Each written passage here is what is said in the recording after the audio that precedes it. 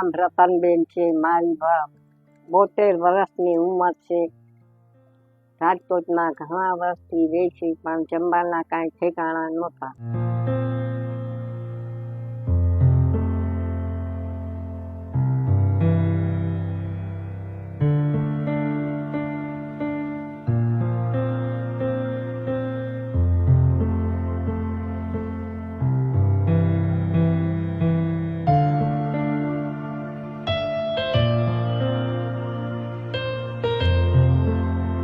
અમારો દીકરો છે, એને પેરેલિસ છે.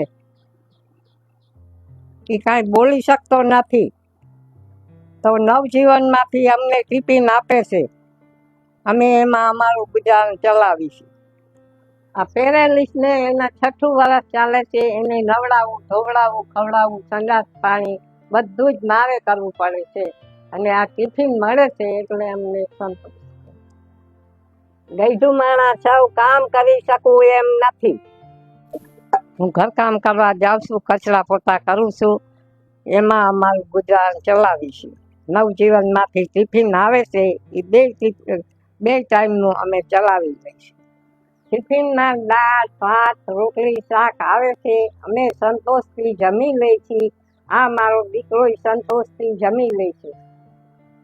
અમે ઘણા વર્ષથી રાજકોટમાં જ રહી છીએ અને દુઃખી હતા. હવે આ નવજીવનમાંથી ટિફિન આવે છે તો અમે સંતોષથી જમી છે.